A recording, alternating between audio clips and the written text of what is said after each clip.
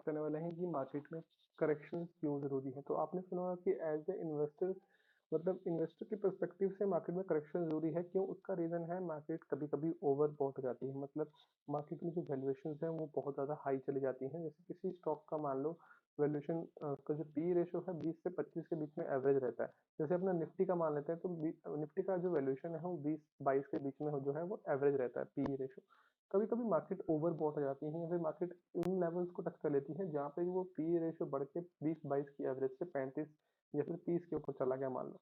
तो ऐसे केस में क्या होता है मार्केट में एक हेल्दी करेक्शन ज़रूरी होती है। उससे क्या होता है जो स्टॉक्स जैसे निफ्टी में जो 50 स्टॉक्स है मान लेते हैं, उनकी अर्निंग्स और जो उनकी पी रेशियो है उनको आपस में एक मतलब मेल बना के चलना पड़ता है।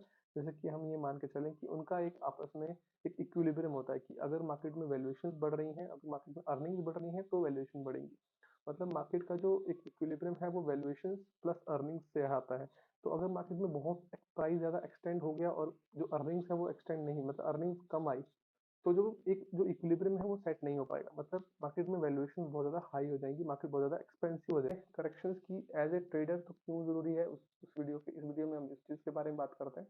तो अभी एज ए ट्रेडर क्यों करेक्शन ज़रूरी है, तो उसका रीज़न सिंपल है। जो करेक्शन आती है मार्केट में उस टाइम पे क्या पता चलता है कि इस करेक्शन में कौन कौन से स्टॉक्स पार्टिसिपेट नहीं कर रहे। इस मेरी बात को ये स्टॉक यहाँ पे आप देखो जिस फेज में मार्केट गिर रहा है। अब यहाँ पे मैं आपको दिखाता हूँ निफ्टी 50 का चार्ट। हम जो हमारा जो बेंचमार्क रहेगा यहाँ पे जिसे कंपैरिजन करेंगे वो एक निफ्टी 50 का हम समझेंगे, हमारी मदर मार्केट वही है। तो अब देखो ये जो डे है यहाँ पे 14 सितंबर 15 के आसपास, यहाँ से मार्केट हायर लो और लोअर लो बनाना शुरू करता है और मार्केट एक करेक्टिव फेज में है। मतलब कहीं ना कहीं सेलिंग हो रही है। लेकिन इस फेज में मुझे ढूंढना है कि कौन से स्टॉक ऐसे हैं जो हायर हाई का फॉर्मेशन कर रहे हैं या फिर अगर हायर हाई नहीं बना रहे हैं, हायर लो बना के एक रेंज फॉर्मेशन में। रेंज का मतलब क्या है मैं आपको समझाता हूँ। जैसे ये स्टॉक यहाँ पे ले लेते हैं। जैसे कोई भी आप स्टॉक एक ले लो जिसको देखो कि अगर वो जैसे ये स्टॉक यहाँ पे देखते हैं तो यहाँ पे ये हायर लो बना रहा है, कहीं ना कहीं एक रेंज में भी है।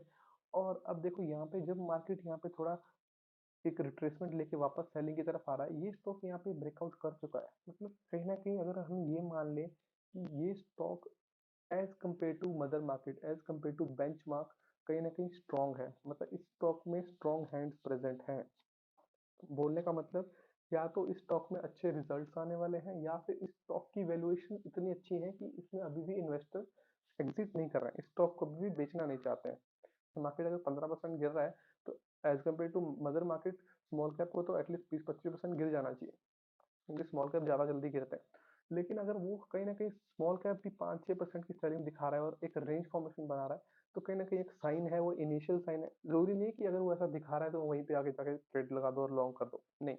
वो एक साइन है, हम उस स्टॉक को अपनी वॉच लिस्ट में रख सकते हैं और जब वो ब्रेकआउट करता है या फिर जब कुछ ऐसा साइन दिखाता है कि जो हमारी मदर मार्केट है वो भी वहां से टर्न अराउंड कर रही है और ये स्टॉक ऑलरेडी यहाँ से ब्रेकआउट करके ऊपर जा चुका है, तो उस टाइम पे उस स्टॉक में हमें अपॉर्चुनिटी मिल सकती है। जैसे कि मैं यहाँ पे ये नहीं कह रहा कि मैंने इसमें ट्रेड लिया है, ये KDDL लिमिटेड जो करके कंपनी, मैं ये जस्ट एग्जांपल के लिए आपको बता रहा हूँ। हाँ, मैं ये स्ट्रेटजी यूज करता हूँ, मैं इसी स्ट्रेटजी पे काफी टाइम से काम कर रहा हूँ। चार मार्केट में करेक्शन का वेट करो, करेक्शन आती है उस टाइम पे अच्छे अच्छे स्टॉक्स को अपनी वॉच लिस्ट में डाल दो। उन वॉच लिस्ट में आप ट्रैक करते रहो कि कब स्ट्रेटजी है, आप स्ट्रेटजी को यूज कर सकते हो। इस स्ट्रेटजी में और क्या क्या आपको मॉडिफिकेशन करनी है वो आपको बता देता हूँ। पहला हो गया कि आपने चेक कर लिया मार्केट मदर मार्केट हमारी करेक्टिव फेज में है, स्टॉक कहीं ना कहीं एक रेंज में फंसा हुआ है या फिर अच्छी यहाँ पे एक रेंज फॉर्मेशन दिखा रहा है। उसके बाद एक और चीज आपको देखनी है वो ये कि जैसे सेलिंग हो रही है, जैसे यहाँ पे आप देखो ये सेलिंग हुई, लेकिन सेलिंग के जस्ट बाद जो रिएक्शन है ना, जो जो अगले दिन का जो रिएक्शन है, अब यहाँ पे देखो यहाँ पे सेलिंग हुई, लेकिन सेलिंग के बाद जो जस्ट अगले दिन का रिएक्शन है ये एकदम से हरी कैंडल और एकदम से सेलिंग हुई एकदम से ऊपर। ये कहीं ना कहीं दिखाता है कि ये स्ट्रॉन्ग स्ट्रॉन्ग स्टॉक्स हैं, ये स्ट्रॉन्ग जोन्स में आ रहे हैं जहाँ पे investors are ready to buy. मतलब 1800 का लेवल आप देखो, ये ऐसा लेवल है जहाँ पे स्टॉक आ रहा है लेकिन वापस से बाइंग हो रही है। तो कहीं ना कहीं कुछ कुछ ऐसे साइन होते हैं जो स्टॉक आपको शो करता है, आपको बस उन साइंस को कैच करना है। अब देखिए यहाँ पे आप देखो फिर से यहाँ पे एक अच्छी सेलिंग हुई, स्टॉक फिर से 1800 के आसपास आया, लेकिन आप देखो इसके बाद ये खुला ही सीधा ऊपर, यहाँ पे ओपन ही 2100 के ऊपर हुआ। तो वही कहीं न कहीं आपको ये चीज़ें थोड़ी-थोड़ी धीरे-धीरे आएँगी, आपको ये चीज़ पढ़नी पड़ेगी। तो मेरा बोलने का मतलब था कि जो करेक्शन है वो सिर्फ़ इन्वेस्टर के लिए अच्छी नहीं होती, वो एक ट्रेडर के लिए भी अच्छी होती है। और जो करेक्शन है वो हमें क्या बताती है कि कौन से क्रोक्स जो हैं वो अभी भी स्ट्रॉन्ग हैंड्स में हैं या फिर अभी भी स्ट्रॉन्ग है, अभी भी इस वीक मार्केट में वो स्ट्रॉन्ग स्ट्रॉन्ग खड़े हुए हैं। तो अब आप देखो मतलब जब मार्केट जब सेलिंग में होती है, उस टाइम पे जो स्टॉक्स उस सेलिंग में स्ट्रेंथ शो करते हैं या फिर सेल नहीं होते हैं, जो कम सेलिंग होती है जिनमें, वो हमारे जो नेक्स्ट बुल मार्केट होती है, जो मतलब मार्केट टर्न अराउंड करती है, उसके लीडर होते हैं। मतलब जैसे यहाँ पे मैं स्टॉक एग्जांपल दे दूँ जो केडीडीएल लिमिटेड है, तो पॉसिबिलिटी है कि जब मार्केट यहाँ से टर्न अराउंड करेगा, जब मार्केट हायर हाई बना के ब्रेकआउट करेगा, ये स्टॉक ऑलरेडी इतना रैली कर चुका होगा कि ये हम कहेंगे कि बुल मार्केट को ये स्टॉक लीड कर रहा है। तो मेरा मैसेज यहाँ पे क्लियर है कि क्यों हमें जो ये करेक्शन है इसका वेट करना चाहिए एज ए ट्रेडर, और करेक्शन में ही हमें एक अपनी वॉच लिस्ट तैयार करनी है और अच्छे अच्छे स्टॉक अपने वॉच लिस्ट में ऐड कर लेने हैं। जैसे ही मौका मिलता है हमें उनमें ट्रेड करना है। सिंपल, बिल्कुल सिंपल है। एंट्री का रूल आपका कुछ भी हो सकता है। अगर आपको भी स्विंग ट्रेडिंग सीखनी है और आपको ये प्राइस एक्शन पढ़ना सीखना है कि कैसे मैं ये प्राइस एक्शन पढ़ता हूँ, चार्ट कैसे देखता हूँ, तो आप मेरे को कांटेक्ट कर सकते हो। मेरे डिस्क्रिप्शन में वीडियो में आपको नंबर मिल जाएगा, आप मुझे व्हाट्सएप कर देना।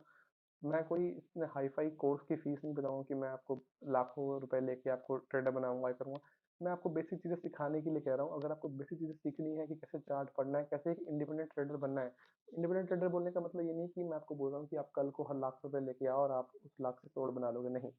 मैं कह रहा हूँ कि अगर आपके पास लाख रुपए है और आपको ट्रेडिंग करनी है, लेकिन आपको डिसीजन खुद से लेना है। मतलब आपको अपने मन से डिसीजन लेना है कि बाय करूँ या सेल करूँ। आपको ऐसा ना हो कि आपको जी न्यूज़ लगाना पड़े, आपको सीएनबीसी लगाना पड़े ये सोचने के लिए कि सेल करूँ या नहीं। तो ये होता है कि इंडिपेंडेंट ट्रेडिंग अगर आप इसको सीख लेते हो, अगर आप इस स्किल को ले आते हो अपने अंदर, तो धीरे-धीरे कहीं न कहीं आप इवॉल्व कर जाओगे और एक अच्छे प्रॉफिटेबल ट्रेडर बन जाओगे। क्योंकि ये एक स्किल है, ये विद टाइम आती है। मैंने भी बहुत लॉसेस करे हैं शुरू-शुरू में, बहुत ज़्यादा अपनी गलतियों से सीखा हूँ। और धीरे-धीरे मैं भी एक अच्छा ट्रेडर बना हूँ, लेकिन ये एक जर्नी है, आप इस जर्नी को एन्जॉय कीजिए और थोड़ा-सा इसमें सीरियसनेस से लर्निंग कीजिए, सिर्फ़ इसको जुआ की तरह, सट्टेबाज़ी की तरह मत लीजिए। तो ठीक है, अगर आपको सीखना है जेनुइनली इस चीज़ को, तो मुझे आप मैसेज कर देना, मेरा आपको वीडियो के नीचे डिस्क्रिप्शन में नंबर मिल जाएगा। Thank you.